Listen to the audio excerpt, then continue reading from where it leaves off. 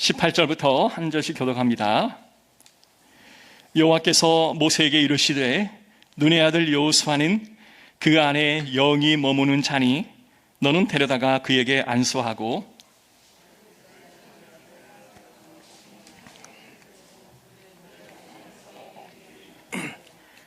내 종기를 그에게 돌려 이스라엘 자손의 온 회중을 그에게 복종하게 하라.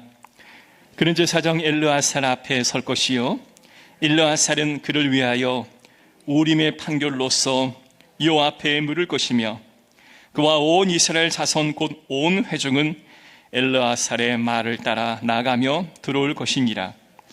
모세가 여호와께서 자기에게 명령하신 대로 여호수아를 데려다가 제사장 엘르아살과 온 회중 앞에 세우고 함께 있습니다. 그에게 안수하여 위탁하되 여호와께서 모세에게 명령하신 대로 하였더라. 아멘. 맥주 감사절은 한 해의 절반을 보내고 또 다가오는 한 해의 절반을 계획하는 그런 절기다라고 할 수 있을 것 같습니다. 이 맥주절을 지키라라는 말은 출애굽기 23장에 처음으로 나옵니다. 너희는 절기를 지키라. 첫째는 무교절을 지키라. 그리고 맥주절을 지키라. 그리고 수장절을 지키라. 즉 초막절을 지키라 라는 명령을 하십니다. 그런데 이렇게 하나님께서 절기를 지키라 하는 것에 가장 중심에 있는 절기는 6월절이죠. 430년의 노예 생활을 하는 이스라엘 백성들을 하나님은 광야로 이끄셨습니다. 어디로 나아가기 위해서요? 가나안 땅으로 나아가기 위해서 그들을 광야로 인도하시고 그곳에서 하나님 앞에 예배를 드리게 하셨습니다. 그래서 그 6월절을 중심으로 예행 연습을 하듯 하나님은 절기를 지키라 명하셨던 거죠. 그래서 우리가 맥주절을 지키는 것인데요. 자, 광야에서 사는 이스라엘 백성들에게 주어진 하나님의 축복은 하늘에서 떨어지는 메추라이와 만나였습니다. 그런데 가나안 땅에 들어가자마자 하늘에서 내리는 메추라이와 만나기가 멈췄습니다. 그리고 너희 손으로 밭을 갈아 수고하여 거기에서 씨를 뿌려 소산을 너희가 거두어 먹고 하나님께 드리라. 그리하여 그것을 하나님 앞에 맥주절로 드리라 라는 명령을 했습니다. 여러분, 하늘에서 내려지는 만나를 먹는 게 복입니까? 아니면 여러분이 수고하여 씨를 뿌리고 하나님께서 축복하여 그 결실을 거두어 든 것을 먹고 하나님께 감사의 예물을 올려드리는 게 복입니까? 어떤 분은 만나 주시면 감사하겠습니다. 그냥 일하지 않고 편하게 먹고 살게요. 그런데 하나님의 축복은 생육하고 번성하고 땅에 충만한 복을 누리는 것이 하나님의 축복이기에 가나안 땅을 주심도 감사하고 씨를 뿌릴 수 있는 것도 감사하고 거두게 하심도 감사한데 그것을 하나님 앞에 돌려드리는 것도 감사인 거죠.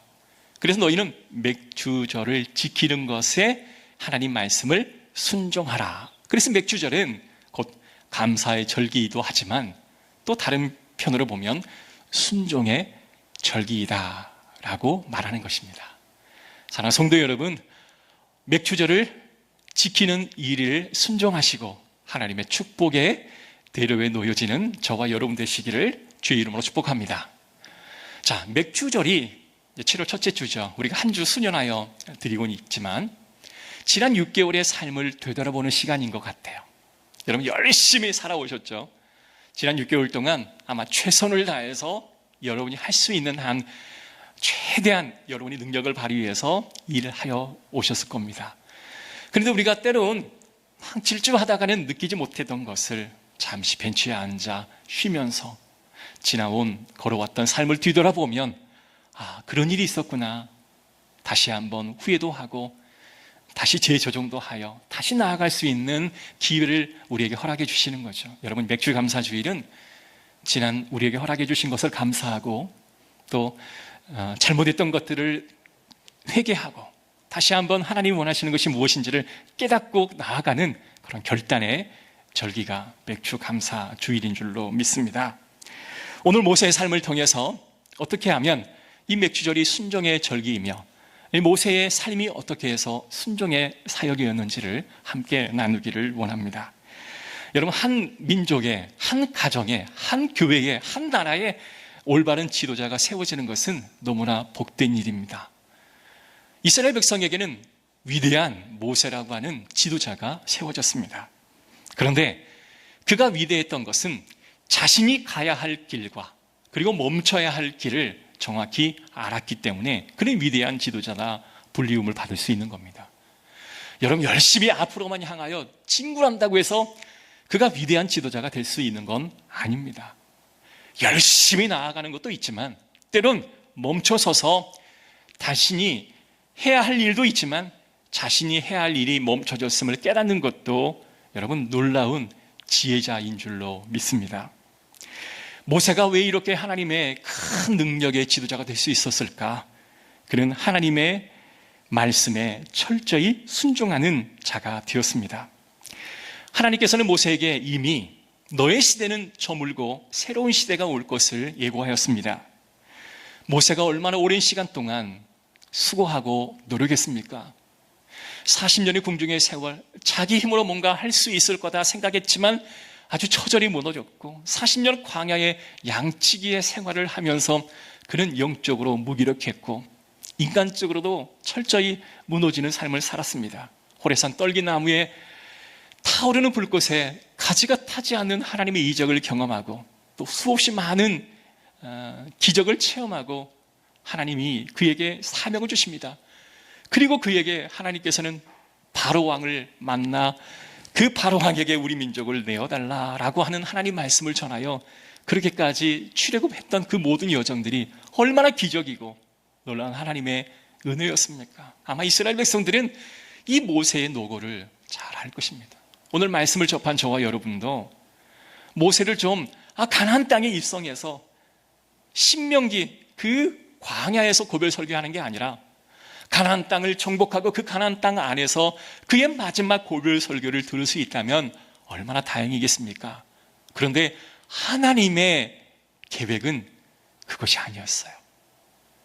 가나안 땅을 앞두고 그 광야에서 마지막 설교를 하고 자신의 마지막을 정확히 선언할 줄 아는, 하나님 말씀에 순종할 줄 아는 사람이 바로 모세였던 것입니다.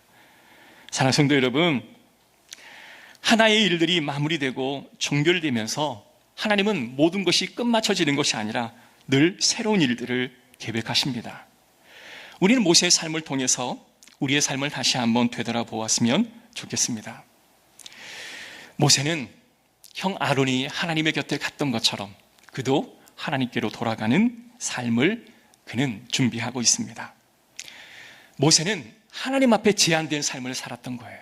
사실 저와 여러분도 하나님 앞에서 제한된 삶을 살아가고 있는 백성입니다.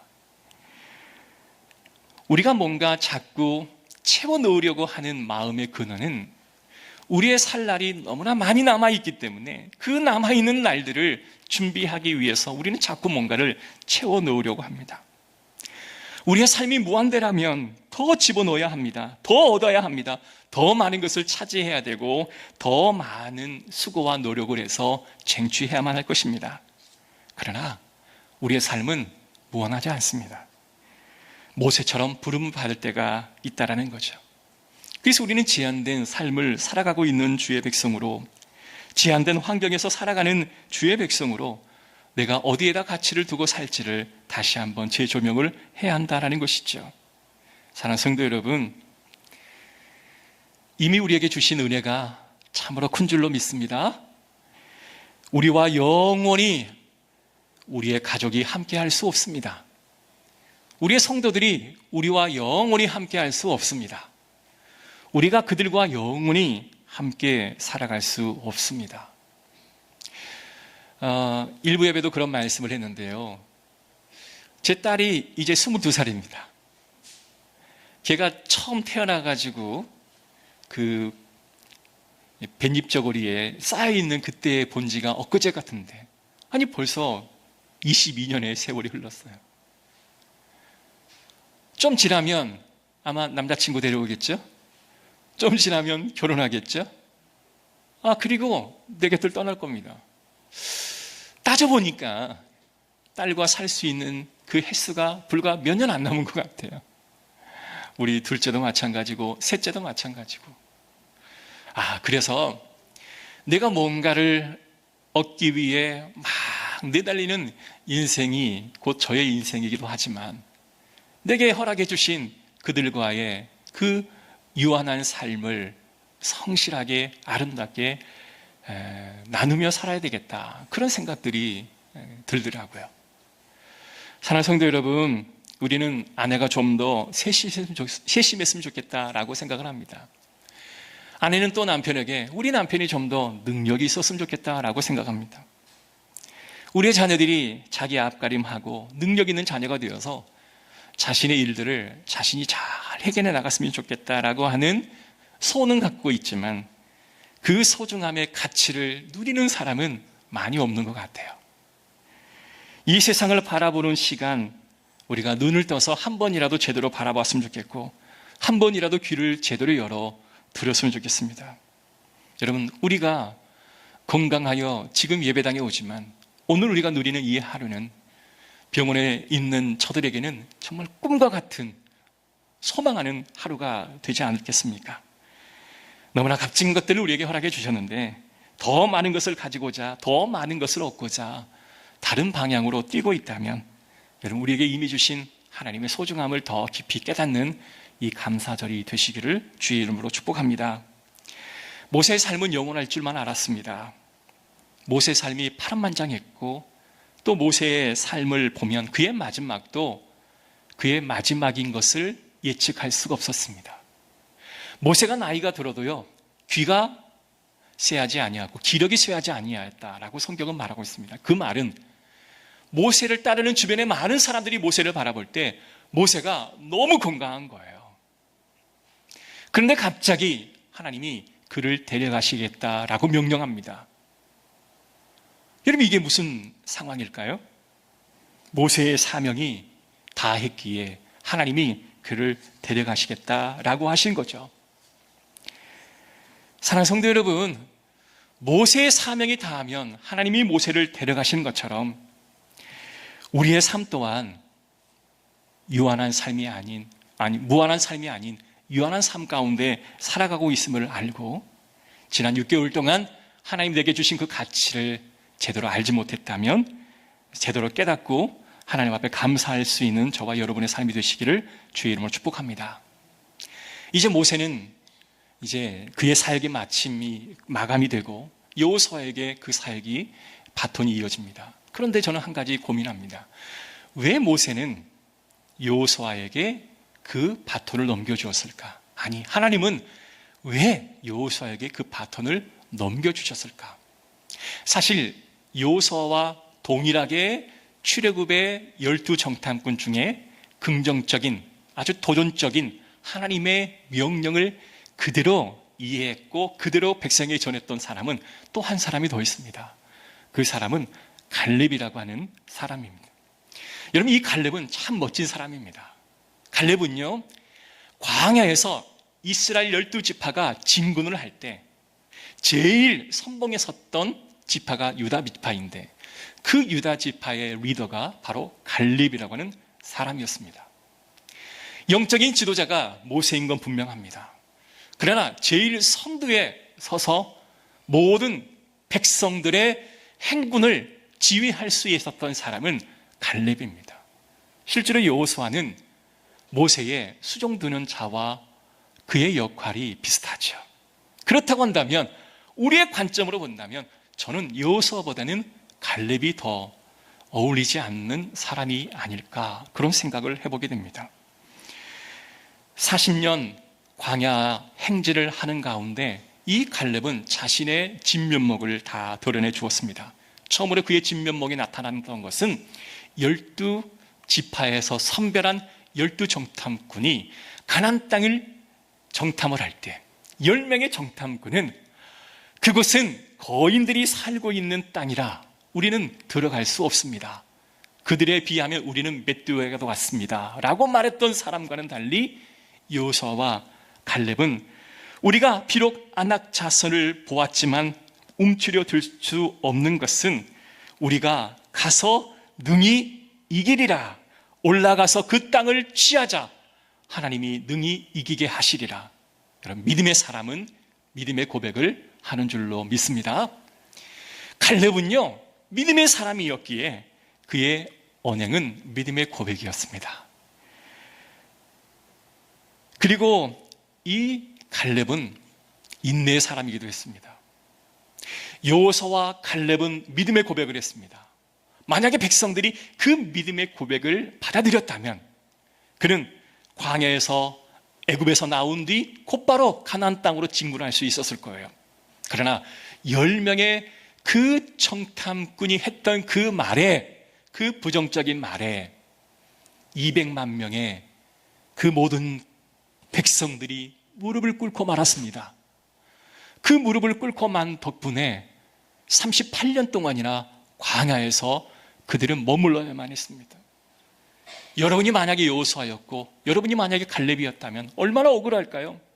나는 믿음의 고백을 선언했어요. 그 믿음의 고백대로 나아가서 점령하면 하나님이 그 땅을 주실 거라고 믿었습니다. 그런데 10명의 부정적인 청탐꾼들이 부정적인 말에 백성들은 다 널브러지고 말았습니다. 38년의 그 인고의 세월을 갈렙은 인내했습니다. 왜일까요? 자신의 뜻대로 되지는 않았지만 하나님이 역사하실 거라고 하는 사실을 갈렙은 알았던 사람입니다. 가나안 땅에 점령을 하고 들어갔습니다.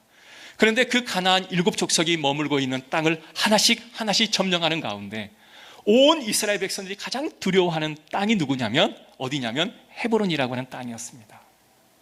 이 헤브론요, 아낙 자손, 그들이 처음에 정탐했을 때 가장 두려워했던 족속이 아낙 자손인데 그 2m가 넘는 거구들이 모여있는 그 아낙 자손이 지키고 있는 그 땅이 바로 헤브론이란 땅이에요.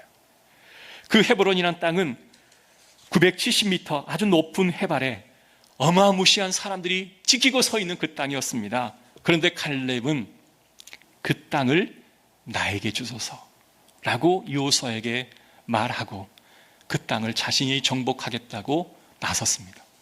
만약에 여러분이 갈렙의 참모였다면 이 갈렙의 선택을 동조하시겠습니까? 안 하시겠습니까? 그의 나이는 83살입니다. 적지 않은 나이였습니다. 아마 그는 여호수아와 함께 어찌 보면 개국 공신과도 같은 사람입니다. 내가 땅을 선정만 하면 그 땅은 여호수아가 자연적으로 갈렙에게 줄 수밖에 없었습니다. 흐름이 그랬습니다. 그런데 갈렙은 그러지 않았어요. 그 땅을 내게 주소서. 여호수아 14장 12절이 이렇게 말합니다. 그날에 여호와께서 말씀하신 이 산지를 지금 내게 주소서. 당신도 그날에 들으셨거니와 그곳에는 아낙 사람이 있고 그 성읍들은 크고 견고할지라도 여호와께서 나와 함께 하시면 내가 여호와의 말씀하신 대로 그들을 쫓아내리라 하고. 할렐루야. 이 갈렙의 믿음 있는 그 고백으로 이 헤브론 땅은 곧 하나님의 땅이 되고 말았습니다. 그렇다면 왜 갈렙은 이 헤브론을 그렇게 본인이 차지하고 싶었을까요? 정복하고 싶었을까요? 그것은 바로 아브라함이 처음으로 가나안 땅에 와서 하나님께 제사 드리는 땅이 바로 헤브론입니다. 그곳에 자신의 아내를 장사 지냈고 자신도 그리고 그의 자녀들도 그곳에 장사 지내게 되었습니다. 그 헤브론은 곧 다가올 예수 그리스도의 계보를 잇는 땅이 될 거라고 하는 사실을 이 갈렙은 알았던 거죠. 사랑하는 성도 여러분, 갈렙은 참으로 멋진 사람입니다. 하나님의 뜻을 아는 사람이었습니다. 용맹해야 될 때, 용기를 내야 될 때를 알았던 사람입니다. 그런데 그에게 정말 위대한 하나의 점은 그의 위에 서 있는 사람이 하나님 외에 여호수아가 있었음을 알았습니다. 이 산지를 내게 주소서라고 하고 그것을 고백했던 게 바로 여호수아에게 고백합니다. 그 여호수아는 그 말을 듣고 그를 축복합니다. 어찌 보면 동력자의 위치이지만 갈렙은 여호수아의 리더십을 믿었고 그 리더십 아래 머리를 숙일 줄 아는 능력 있는 사람이었습니다. 그리고 여호수아는 그를 축복합니다. 왜요? 하나님이 세우신 권위에 그는 그 권위로 갈렙을 축복하고 그 헤브론 땅을 점령할 수 있는 놀라운 기회를 허락해 주시는 거죠. 사랑하는 성도 여러분, 이와 같이 갈렙은 자신이 얻을 땅을 자신의 수고로 얻은 게 아니라 순종해서 얻게 되었음을 우리는 고백해야 됩니다. 그렇다면 왜 하나님은 갈렙과 여호수아 중에 여호수아를 리더로 세우셨을까요? 여호수아는 굉장히 두려움이 많았던 사람입니다. 그리고 그는 강하지도 못했습니다. 그는 담대하지도 못했습니다. 자신이 따르고 그토록 존경하는 모세가 어느 날 갑자기 하나님의 부르심을 받습니다. 가나안 7족속이 머물고 있는 그 땅을 점령해야 되는 대과업을 이제 여호수아가 감당해야만 했습니다. 얼마나 두려웠을까요? 그래서 하나님은 그에게 말합니다. 두려워하지 말아라. 강하고 담대하라. 내가 너와 함께 하겠다. 그가 강하지도 못했고 두려워하였고 또한 그는 담대하지도 못했기에 하나님은 그런 축복의 말을 그에게 해주고 있는 것입니다. 그런데 하나님께서 그에게 말씀하십니다. 너희 발바닥으로 밟는 곳은 모두 내가 너희에게 주었노니 라고 말씀하십니다. 저는 이 구절이 참으로 의미 있게 다가옵니다. 여기 보면 내가 너희에게 주었노니 이 말은 이미 완료된 거예요. 아직 이루어지지는 않았지만 완료된 겁니다. 이렇듯이 성경의 미래 완료형으로 쓰는 하나님의 의도는 딱 한 가지일 때 이 미래 완료형을 씁니다. 그것은 이미 하나님께서 그들에게 반드시 이루어질 것을 확신할 때 이 미래 완료형을 쓰는 거예요. 이제 가나안 땅을 점령해야 될 여호수아에게 하나님은 이미 그에게 약속하십니다. 이미 그 땅을 너희에게 주었노니. 그리고 여호수아는 그 하나님의 명령을 가슴에 담습니다. 그리고 하나님이 이겨놓으신 전쟁에 나는 진군하면 되겠습니다 라는 그 말씀에 순종하며 나아갑니다. 하나님은 총칼을 들고 가나안 땅을 점령하는 그 점령 전쟁이 아니라는 것을 하나님이 알려주시고 이미 하나님이 선포하신 그 말씀에 순종하는 순종의 전쟁임을 여호수아에게 알려주었습니다. 모든 사람들은 그 땅을 점령해야 된다고 생각했지만 아닙니다. 여호수아는 하나님 말씀에 순종하는 전쟁임을 깨달았기에 그는 나아갔습니다. 여러분, 갈렙도 위대하고 여호수아도 위대한데 용맹하고 능력 있는 갈렙이 아닌 하나님 말씀에 철저히 더 순종하는 여호수아를 세웠던 하나님의 뜻을 이해하시겠습니까? 그래서 이 맥추절이 하나님 앞에 순종하는 절기인 만큼 오늘 모세의 순종, 여호수아의 순종, 갈렙의 순종이 우리의 순종이 되기를 주의 이름으로 축복합니다. 사랑하는 성도 여러분, 여호수아는 모든 일들을 경험합니다. 근데 그가 어떻게 순종의 사람이 될 수 있었을까요? 그는 모세와 함께 출애굽을 했던 그 모든 여정을 다 지켜보고 체험했던 사람이 바로 여호수아입니다. 그런데 그 여호수아가 바라볼 때 이스라엘에게 가장 적이 되는, 가장 심각한 위협이 되는 적이 누구냐면 아말렉입니다. 새벽 예배도 제가 그런 말씀 드렸는데요. 이 아말렉이 얼마나 그 비열한 일을 하냐면, 여러분 행군을 하는 행군 이스라엘 민족이 있으면 체력이 약하거나 여인이거나 연세가 드셨거나 어린아이들은 뒤에 처질 게 아니겠습니까? 이 아말렉은 그 뒤에 처진 사람들을 쳐서 그들을 죽이고 그 땅에 또한 그의 그 소득을 다 뺏어가는 거예요. 얼마나 그들이 미울까요? 얼마나 비인간적인 행동을 하는 것이겠습니까? 그런데 하나님께서 그 아말렉과의 전투를 함에 있어서 하나님께서 여호수아에게 체험케 하셨던 것이 뭐였냐면, 여호수아에게 칼을 들여주고 너는 가서 싸우라 라고 명령했는데 막 이기고 있어요. 저 뒤를 바라봤더니 모세가 산에서 손을 높이 들고 있을 때는 자기가 이기는 거예요. 그런데 자기가 밀립니다. 뒤를 바라봤더니 모세가 손이 피곤하여 내려질 때는 자신이 전투에서 밀리는 겁니다. 아, 싸움은 내가 하는 거지만 하나님께서 뒤에서 모세를 통하여 그의 손을 높이 지켜 올려 주시면 하나님이 승리를 주시는구나 라고 그는 알게 되었던 거죠. 그래서 그는 내가 전쟁하는 게 아니라 하나님이 뒤에서 주관하고 계심을 알게 되었습니다. 내 힘으로 하는 게 아니라 하나님의 힘으로 하는구나. 사랑하는 성도 여러분, 지난 6개월을 내 힘으로 하셨다면 이제는 멈추시고 하나님의 힘으로 하시기를 주의 이름으로 축복합니다. 성경에 욥이 있습니다. 욥은 이렇게 소중한 고백을 합니다. 이전까지는 내가 주를 귀로만 들었사옵니다. 그러나 이제는 눈으로 주를 봅니다. 라고 고백합니다. 욥이 깨달아 알 수 있었던 것은 그가 고난의 이유를 알았을까요? 그는 고난의 이유를 몰랐습니다. 그가 왜 고난을 당하는지 좀처럼 알기 어려웠습니다. 근데 하나님께서 그에게 말합니다. 네가 고난을 받은 이유를 알지 못하지? 그러나 내가 너에게 질문한다. 땅의 기초가 생길 때 어떻게 생기지 너는 아느냐? 내가 이 세상을 만들 때 너는 어떻게 이 세상을 내가 만들었는지 아느냐? 내가 모든 짐승의 이름을 지을 때 너는 무슨 용도로 내가 모든 짐승들의 이름을 지었는지 너는 아느냐? 욥은 자신이 아는 논리가 아닌 하나님의 더 뛰어난 논리가 있음을 그때 알게 됩니다. 내가 이해할 수 없는 영역이 더 많음을 이 욥이 깨닫게 되는 거죠.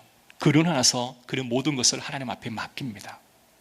하나님, 모든 것을 하나님의 뜻대로 하옵소서. 결국 하나님은 욥에게 더 많은 갑절의 복을 내려주신 거죠. 여러분, 나오미에게는 두 며느리가 있습니다. 그는 남편도 두 아들도 다 떠나보내고 이제 그 두 며느리를 건사할 힘이 없었습니다. 그리고 두 며느리를 불러다가 야, 이제 너의 길을 가라. 너의 길을 가라 라고 하는 그 말 속에는 내가 너를 책임질 수 없으니 너는 너의 길을 가서 너의 앞길을 네가 챙기라 라는 말이었습니다. 그런데 사실 여기에는 오점이 있어요. 지금까지 한 번도 나오미는 두 며느리를 책임져 줘 본 적이 없습니다. 앞으로도 그럴 것이고 지금도 그랬습니다. 근데 그는 자신이 그들을 책임져야 한다라고 생각했습니다. 그게 아니었습니다. 근데 그 중에 롯이 어머니, 나는 어머니가 가시는 곳에 나도 가겠습니다. 어머니가 믿는 하나님을 나도 믿고 어머님이 가서 믿는 하나님과 함께 그 땅에서 영영 어머니를 돌보겠습니다 라고 말합니다. 결국 하나님은 보아스라고 하는 하나님의 대안을 그에게 제시하셔서 결국 보아스의 기업 물을 자와 함께 결혼하게 되고 곧 그 보아스는 오실 예수 그리스도의 계보가 있는 역사가 일어나게 된 거죠. 나오미는 자신의 이름을 쓴물이라 라고 말했습니다. 그러나 하나님은 그를 단물로 바꾸어 주셨습니다. 우리의 인생이 쓴물의 인생이었다면 하나님은 이 6개월 동안 하나님 언약을 붙잡고 순종할 각오를 하고 하나님이 하실 거다라고 믿으면 여러분의 인생을 단물로 바꾸어 주실 줄로 믿습니다. 내 힘으로 하기 때문에 쓴물이에요. 내 능력으로 하기 때문에 그것은 여전히 고통입니다.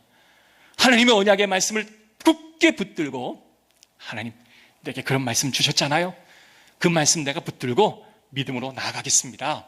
내 인생 하나님이 책임져 주세요. 우리가 할 수 있는 고백은 바로 이와 같은 고백밖에 없음을 깨닫습니다. 사랑하는 성도 여러분, 이 맥주절에 지난 6개월을 돌아보며 6개월을 계획하시기 바랍니다. 그러나 그 계획도 하나님 말씀을 붙드는 그 계획을 세우시기를 주의 이름으로 축복합니다. 기도하겠습니다. 만군의 여호와 하나님 감사합니다. 6개월을 지켜주신 하나님의 은혜에 감사하며 이스라엘 백성들이 만나를 받아 살아왔지만 이제 가나안 땅에 들어가 첫 소산을 얻은 것을 주님 앞에 올려드리고 감사한 마음으로 주님 앞에 올려드립니다. 주여 은혜를 베풀어 주시고 하나님 우리에게 축복하여 주시옵소서. 이제는 내 뜻이 아니라 하나님의 뜻대로 가게 하시고 모세가 순종하였듯이 갈렙이 여호수아의 말에 순종하였듯이, 또한 여호수아가 하나님의 언약의 말씀에 순종하였듯이 우리도 순종하여 승리하는 삶을 살게 하여 주시옵소서. 주 예수 그리스도의 이름으로 기도합니다. 아멘. 우리 초등부 특송 오늘 안 하나요?